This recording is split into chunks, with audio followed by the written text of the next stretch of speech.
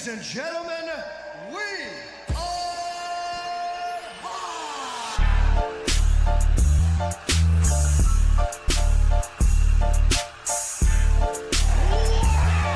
Who the fuck is that guy? I love you! My balls are hot.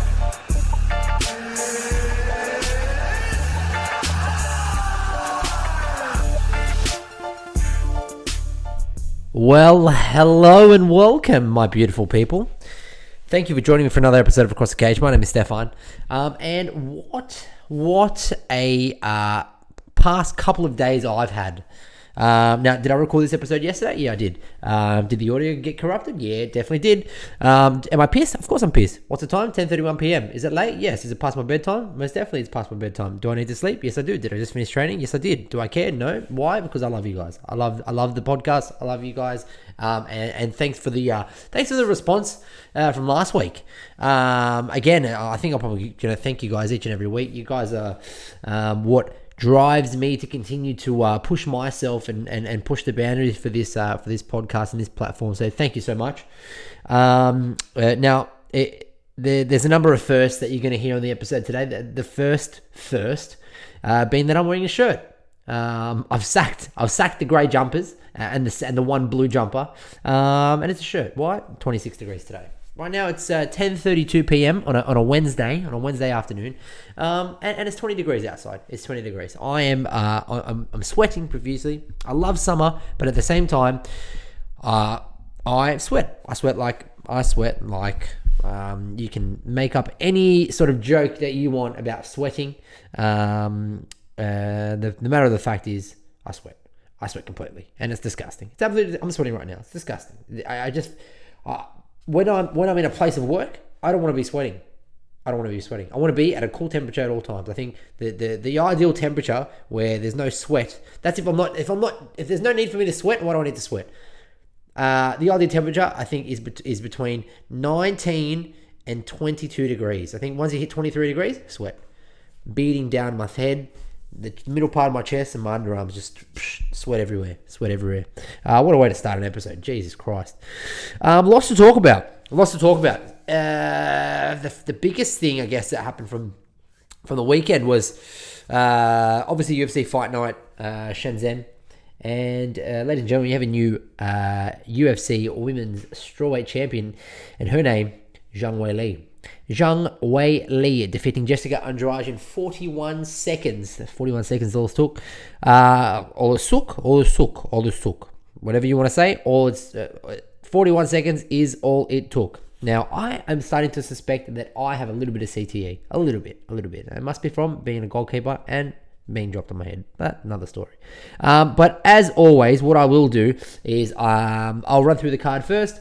I guess I'll give my takeaways on a couple of little things, and then we'll roll into some news that's happened over the past couple of days. I'll get into the whole UFC 242, which gives me shivers down my spine just thinking about. I'll give that a discussion for tomorrow. I'll give my opinions and whatnot on that tomorrow. But nonetheless, let's push on.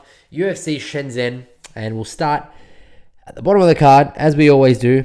Pay our respects and dues to all the fighters that put their lives on the line for us. Thank you so much. And we'll start the women's bantamweight division. Carol Rosa defeating Lara Procopio via decision. We had Haley Alateng defeating Dana Batgarel via decision. Demi Ismagulov defeated Thiago Moises via decision. Da Ung Jung defeated Kadis Ibrahimov via submission in the third round. Su Mudaerji, sorry, I do apologize, Mr. Su, defeated Andre Sukumtat via decision. Now, this was a split decision, I believe. Sukumtat did come out strong, but it was in the later stages that he got caught out, and it looked like, from my opinion, it looked like Medeji definitely took over that fight. It was a split decision. I personally would have given it to Mr. Su Medeji, but I completely understand if you thought that Mr. Sukumtat won that one. We've got Anthony Hernandez defeating Jung Yong Park via submission in the second round. The main card, we've got Wu Yanan, unfortunately falling defeat to Mizuki Ino via decision. Song Kenan defeated Derek Krantz via decision. And the top three, and probably arguably the most exciting fights of the card. You had Kai Kara-France with an absolute clinic against Mark De La Rosa. I believe that now puts him up the rankings. He's now ranked 7th. In that flyweight division. And I tell you what, he's only going to get better from here. There's only big fights ahead of him now, so I think, I'll match up with Sergio Pettis, even Pantoja will be good. Formiga as well, coming off a loss, that'll be another big name for him. I'd really like to see him on that UFC 243 card. Unlikely at this stage, but, fingers crossed. I would absolutely love to see him on that card. And the co-main event, Li Jingliang defeated Eliseu Dos Santos via TKO very, very late in the third round.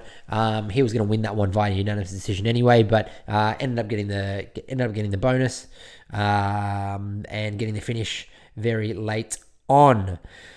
Then we had the main event, and 41 seconds is all it took for Zhang Weili to get that done against Jessica Andrade. Now, there are lots of takeaway points inside and outside of the octagon from this fight, and I mentioned this last week, and I'll start with what this does as a company for the UFC.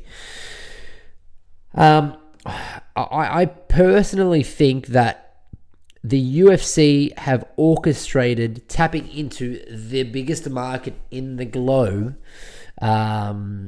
with Zhang Weili winning the title here in China. To be the first champion of a country that has 1.4 billion and 1.4 billion as a population, and to have just opened up your UFC UFC training center, or the training facility that they've got there to train fighters there to then throw them into the UFC, very much like the WWE Performance Center.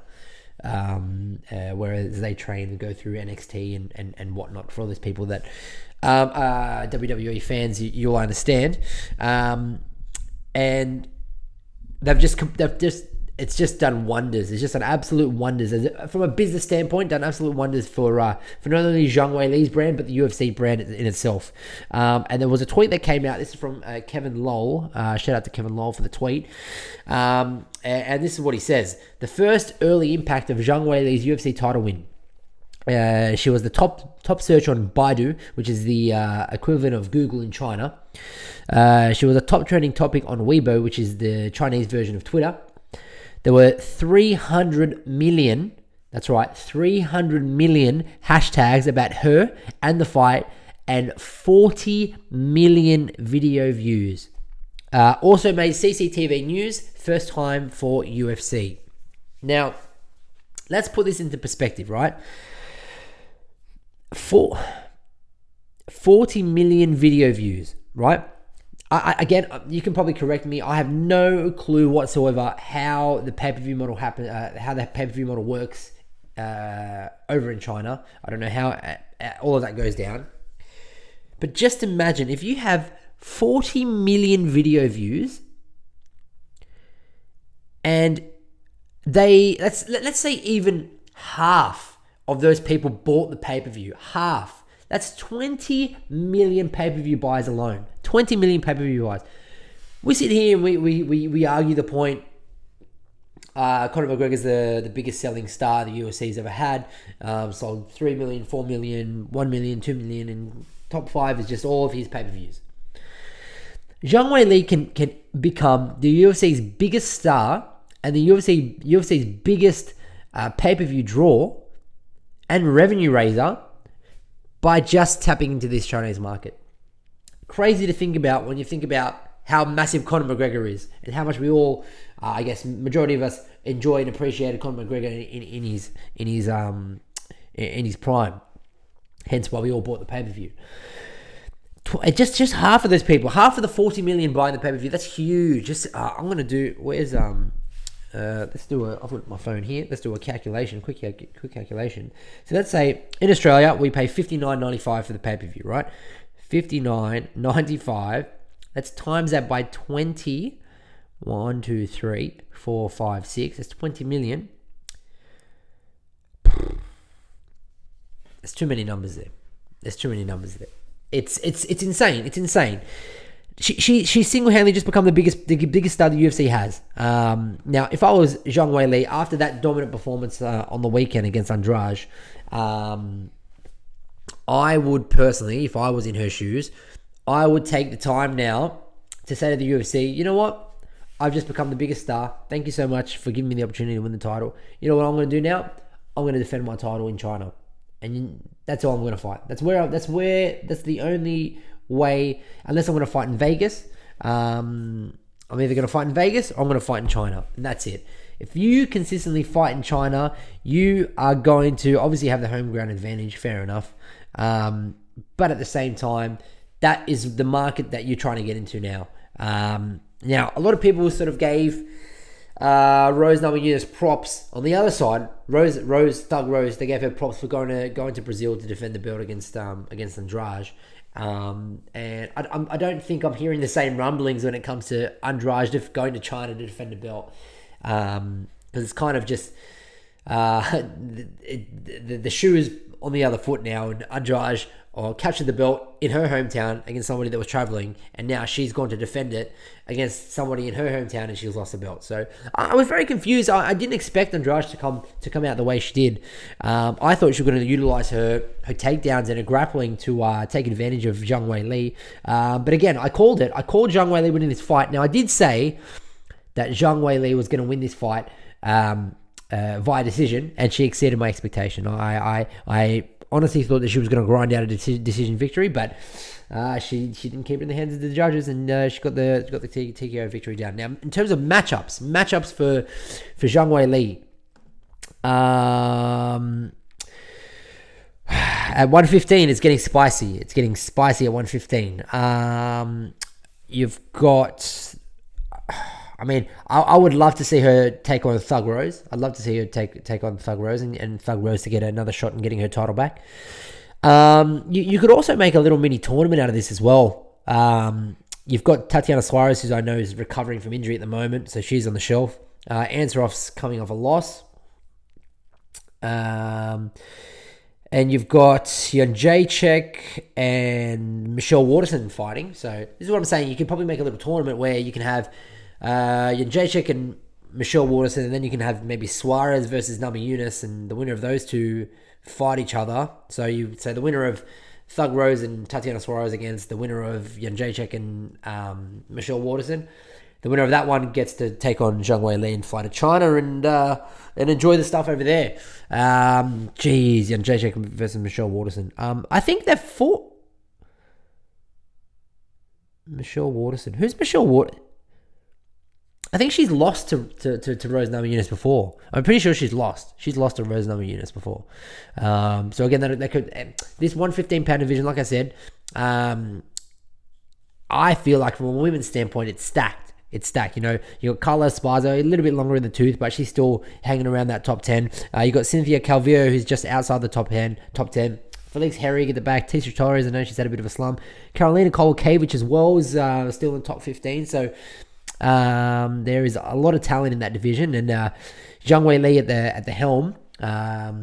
It seems as though the strawweight division has now found themselves a pay-per-view star, because I feel like at times Jędrzejczyk became very similar to what Demetrius Johnson became, and exactly the same, and this is a good transition into Vasily Lomachenko, where people already know what the outcome is going to be, so we're not necessarily going to tune in because we can just watch it on an Instagram clip. or we can watch it on a Facebook clip because it's going to be less than a minute. Oh, we already know what the outcome's going to be. We'll just watch the highlights and that's it. We already know what's going to happen. So now that Zhang Weili's at the helm, there's always going to be that element of like, ooh, this matchup is exciting. Oh, I would love to see her take on Tatiana Suarez. Oh, I'd really love to see her take on Thug Rose. And once she gets a couple of defenses down her belt, that division is only going to get more stacked and stacked and stacked. So, very exciting times for the women's 115-pound division with Zhang Weili at the helm. That's where I will leave. That's where I will leave UFC Shenzhen. I give that a total of, what is the currency of China? Now, this may be a stupid question. Currency of China, is that? It's not. It's the Chinese currency. Yuan. Chinese yuan. I really don't. I'm sorry if I'm pronouncing that horribly, but that's Chinese yuan. So I'm going to rate this out of 10 yuan. I give this whole event, the event as a whole, I'm going to give it 8.73 yuan, Chinese yuan out of 10. 8.73 out of 10 is my rating for that. Very exciting fight. And that is that. Vasily Lomachenko defeated Luke Campbell over the weekend. I believe it was a 7th round TKO victory. I don't want to spend too much time on it because, hey, it's Vasily Lomachenko. We all know what he does. We all know what Loma does. He's captured the 3rd belt. He's going for all the belts. What more is there to say? I believe in terms of matchups for Lomachenko, I think he needs to definitely take on, I guess, some bigger names in that division. People like Gervonta Davis, people like Devin Haney as well. A couple of potential matchups that I would see for him. But look, at the end of the day, it's Lomachenko. There's a reason why he's the number 1 pound for pound boxer in the world, because Lomachenko is going to Lomachenko, and it just comes a point in the fight where he just takes over and there's just no coming back from that. So another great performance by him. And I would really like to see him take on either Gervonta Davis or Devin Haney. I'll leave that there. That's done. We'll get rid of that. And now, what I think I'd like to do is I'd like to spend a little bit of time, and there are so many things that are happening in the UFC and mixed martial arts world at the moment. I would like to run into some trending news. So hit it, my friend.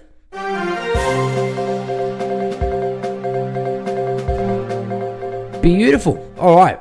Let's start here. Actually, I haven't left old Shenzhen just yet. Just some running facts and stats over the weekend in regards to Weili Zhang, and I know I've spoken about her a lot, and I know I keep repeating her name, but I can't get it out of my vocabulary at the moment because it's so fresh and new. Zhang became the 5th undisputed strawweight champion in UFC history. She also became the first UFC champion born in China.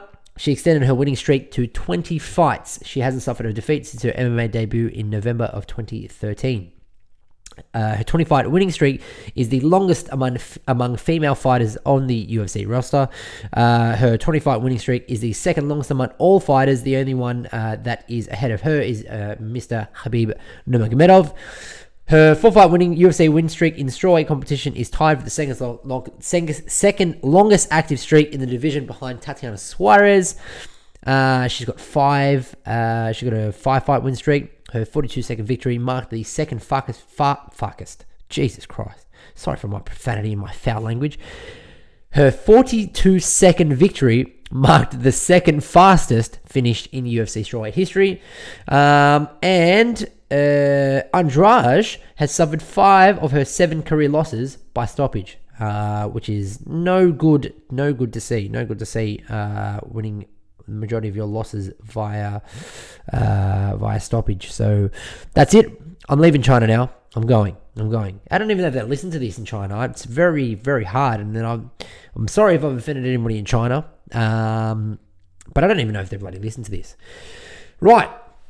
This is probably one of the biggest news stories to break over the week. Mr. Alexander Gustafsson, depending on where you are in the world, the man announced his retirement on the 1st of June.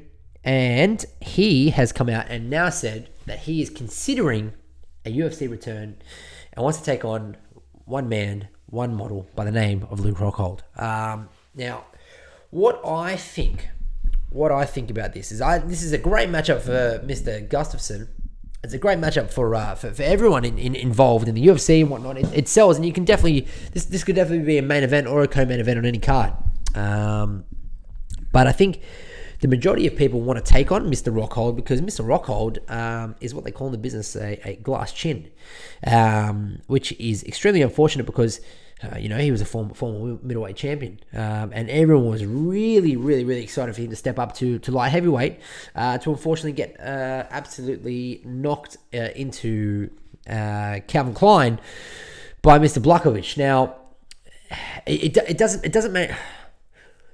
When you think about division, and I understand that the time of fights and matchmaking making sense is long gone, but it doesn't really make a lot of sense for Gustafsson to come back, and if he still wants to challenge for the belt, and I do believe in a world where DC and John Jones don't exist, he is your longest standing light heavyweight champion in the world. But if he still has that little feeling, that little inkling of becoming a world champion, beating somebody like Luke Rockhold definitely does wonders for your career. It definitely helps out Rockhold as well, but I don't see it making any sense because he just got knocked out by Jan Blachowicz. Now, in terms of rankings at light heavyweight, obviously Mr. Rockhold won't be ranked in the light heavyweight division, and Blachowicz is ranked in at 5, so he's just ahead of Gustafsson. Now, I think in terms of next matchups in that division, I don't know how long Thiago Santos is going to be. Basically, he had both legs reconstructed. You can have an Anthony Smith versus Dom Reyes fight. You can have Blachowicz versus Anthony Smith. In terms of Gustafsson can come back against Blachowicz. I don't know how that'll go for him, but he can come back against Blachowicz. He can come back against Anthony Smith. Actually, no, he can't really come back against Anthony Smith. He can come back against Dom Reyes. He can come and fight Dom Reyes. Or he can wait, spend a year training back into that regime and take on Mr. Thiago Santos. But it doesn't really make sense for him, for Rockhold to be given another opportunity to fight a top 10 fighter at light heavyweight. Again, it all depends on either fighter having that feeling inside of them they're going to become light heavyweight champ. But we'll see. I'll tune in regardless of anything that happens. I would tune into a Gustafsson fight. I'd tune into a Luke Rockhold fight any day of the week because degenerate. That's why, because degenerate. Now, Mr. Bigfoot Silva. This makes me, I'm not going to say it makes me sick, but it makes me nervous because somebody's going to get hurt and I don't like that. I do, but I don't, because I want to see exciting fights, but I don't want to see people getting that badly hurt, which is weird to say when we talk about mixed martial arts and fighting. But anyway, bare knuckle boxing. Mr. Bigfoot Silva has recently been announced to have signed with bare knuckle fighting. And the question when he did sign was, who the fuck would want to take on somebody like Bigfoot Silva in bare knuckle fighting? We have your answer, ladies and gentlemen. A gentleman by the name of Gabriel Gonzaga. Gabriel Gonzaga and Bigfoot Silva have been matched together to headline the BKFC 8 main event on October 19th in Tampa, Florida. I feel like, personally, in terms of bare knuckle fighting, I feel like they've peaked. I feel like they peaked with Paulie versus the GOAT, Paulie versus Adam Lobov. I feel like they peaked. Because what is there to do after that? I think there was a little bit of interest in that fight purely because of the whole Paulie Malignaggi taking on one of Conor McGregor's teammates. I feel like that's the reason why everybody wanted to tune in and get involved and check it out. And even still, I don't think they sold many pay-per-view buys. I think it was something along the lines of 200,000 pay-per-view buys. And you know, at the end of the day, that's not much. And that's your peak. I don't see Bigfoot Silva versus Gabriel Gonzaga doing any more than, Chuck versus Tito 3. It just doesn't make any sense at all. People are going to get hurt. Bare knuckle fighting is just like, why would you? Like, I understand it. You could make so much more money if you signed a contract with Bellator and fought and had 2 to 3 fights in Bellator. You'd make more money. You'd be in a safer environment, and you wouldn't have all these big cuts and gashes over your face. You'd still be healthy somewhat, depending on who you fight and whether you get knocked the fuck out or not. But it would make more sense for you to fight in that type of environment rather than going to a bare knuckle fight that's unregulated on Indian reservations and whatnot. And it's just no good. It's no good for anyone. And like I said, peaked. You're not going to make much money. You'd make much more money over at Bellator. That's my opinion. You can let me know what you think. But I think that personally, that's a bit of a waste. But nonetheless, I'm not one to step in and tell anybody what to do. At the end of the day, if they want to make a living fighting bare knuckle, I'm not going to stop them. Again, I'm a degenerate. I'm going to tune in. I'm going to watch it. Arguably the biggest news story of the week comes from Miss Cris Cyborg. Cris Cyborg has signed with Bellator, and I believe she has signed for a 3-fight deal. I believe she's for a 3-fight deal. She came out with a statement, and so did Scott Coker. She came out with a video, but I believe, let me see if I can bring it up here. So Scott Coker has said, I've worked with countless athletes over my 30 plus years of promoting combat sports, but there is no one quite like Cyborg. Her ability to excite the crowd from the moment she makes her walk to the cage is special, and having had the pleasure of promoting several of her fights in the past, I'm looking forward to the opportunity of promoting her once again. Cyborg is the most dominant female fighter in the history of the sport, and she will be a perfect fit here at Bellator, where champion Julia Budd and the other women that make up best female featherweight division in the world have eagerly awaited her arrival. Now, I am absolutely happy for Cyborg. I know that Cyborg listens to this podcast, so congratulations to you, Miss Cris Cyborg. And I call this, I feel like I call this maybe 5 to 6 episodes prior, that a move for her to Bellator would be the move to make, because there is a division in her weight class, and the fights that are there to be made for her are huge. We've got Arlene Blencow, the Anger Fist. The Anger Fist, Arlene Blencow, is waiting amongst the mist. I believe she's probably about, I would say, probably 1 fight away from a fight. And I would assume that Cyborg versus Julia Budd will be the first fight that Cyborg has. And I think that the Anger Fist, Blencow, should get the winner of that one. If she does, I think one more, then she gets the winner of that fight. I personally think she's there. She's right there. She's dominating that women's division over at Bellator.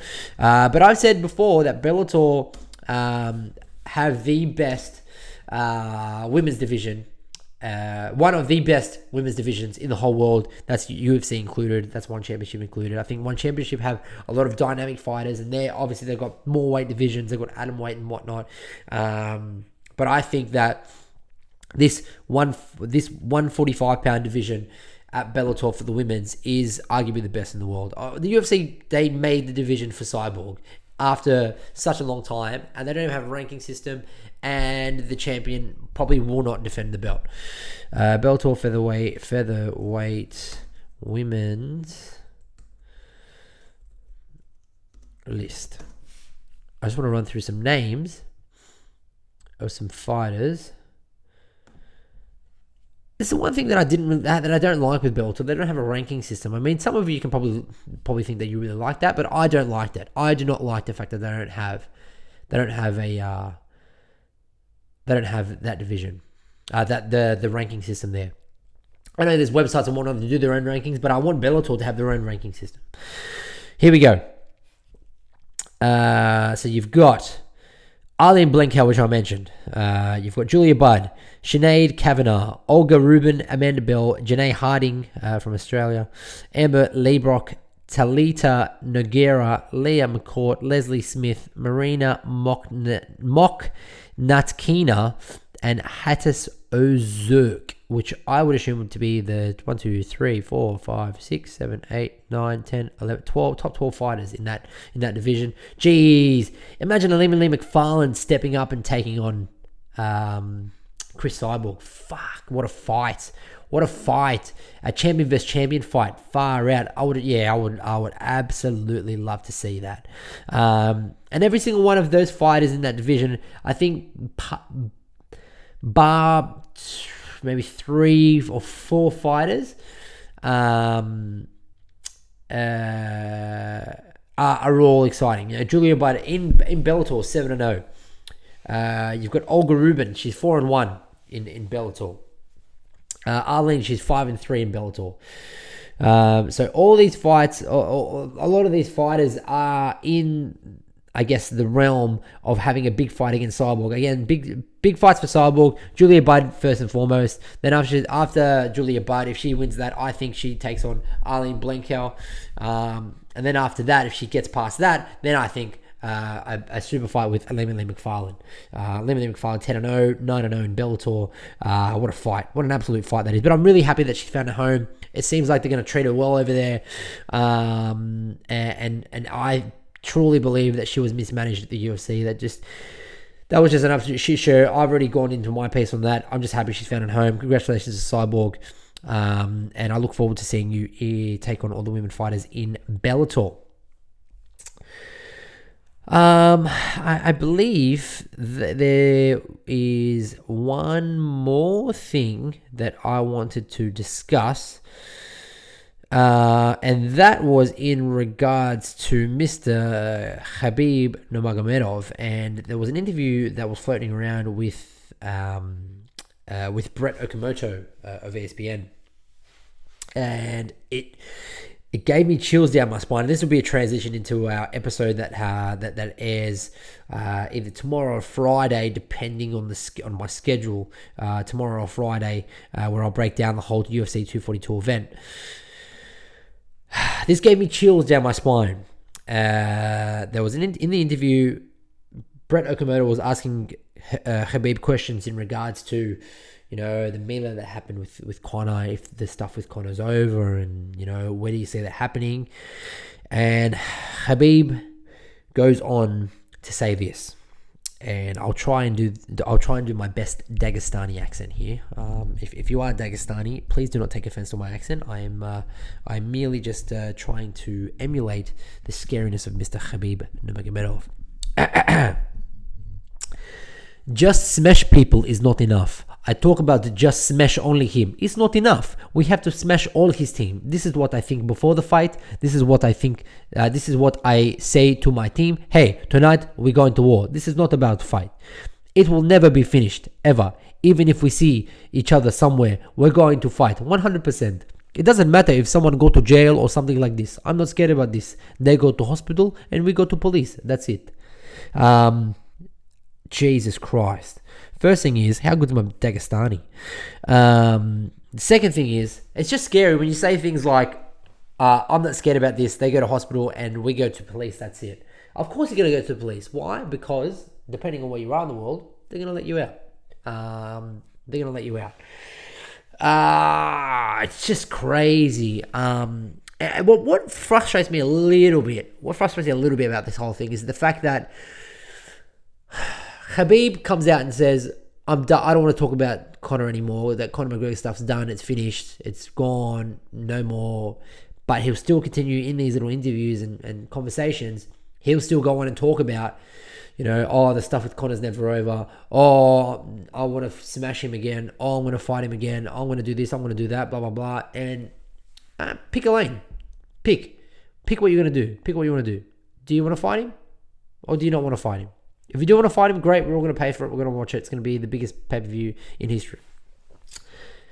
Above the biggest pay-per-view in history, which you and Conor already have. But if you don't want to fight him, that's it. Don't talk about him. Do what Nate Diaz did, and Nate Diaz did it perfectly. And that's just don't mention him. Just go on and say the man that will remain nameless. Or just not even talk about it. Don't bring him up in discussion. You don't need to. Conor McGregor has his own news. Conor McGregor creates his own hype. You know, you don't need to talk about that unless you are actually willing to fight him. And I believe as well, he still got paid something along the lines of $11.5 million for that fight with McGregor. So I do know that the Nevada State Athletic Commission did withhold 500 G's, but he still got paid $11.5 million for that event, which is crazy numbers. And it doesn't seem like it's making any effect. I'm really interested to see. This is his first fight in the UFC with his dad in his corner. I'm very interested to see this. I'll dive into that on Thursday or Friday. Tomorrow's Thursday. Could be tomorrow. Could be Friday, depending on the schedule. I'm a busy man, all right? I'm a very busy man, but I'll always make time for you guys. I'll always make time. That's it. The only other thing that was happening was that freaking Tito Ortiz and Alberto Del Rio's freaking horrendous promo, which some are saying the best promo of all time. Absolutely insane. It was cringe. Was it as cringe as Cejudo? Was it as cringe as the Triple C? I don't think so. I think it was cringier than that. The whole back and forth mic and then Del Rio going, "You son of a bitch." What are you doing, bro? What are you doing? Hey, put your mask back on. Go back and wrestle.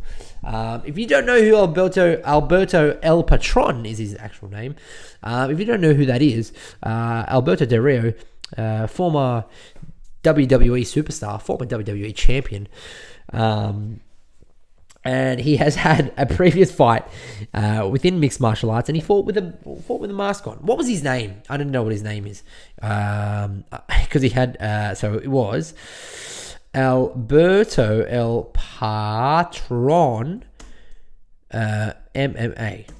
Alberto El Patron. Holmes Alberto El Patron. Yep, internet's not working. Great. Yay, yes. Woo! Internet is not working. Yeah. I love it when I love it when the internet doesn't work. It makes me so happy. There we go. Beautiful. Alberto Dos Caras Jr. Rodriguez. Now, can you get a more Latino name? Probably not. Here we go. He's got a Sherdog. There he is with the mask, the big mask. So I do believe, yes. So he was called Dos Caras Jr. And what's his pro fight history? Jeez, he's 9-5. He's 9-5. So he has. Jeez, he went on a bit of a. Who's he fighting by? Who are these people? KO, head kick, submission. Jesus Christ. Oh yeah, that's right. So he had that fight against Mirko Krokop. He got knocked out by a head kick. If you haven't seen it, I would go and check that out. Hilarious. He's wearing the mask. He's wearing the blue mask. I'm surprised they even let him fight with the mask on. Anyway, I'm just talking rubbish now. I don't even know why I'm still talking. It's crazy. Thank you for tuning in to this episode of Across the Cage. Please tune in later in the week where I will preview and break down the upcoming UFC 242 Khabib Nurmagomedov taking on Dustin Poirier. Thank you for tuning in. Catch us on Facebook and Instagram. I've been Stefan. You've been listeners. Thank you so much. Take care. Until next time. Ciao.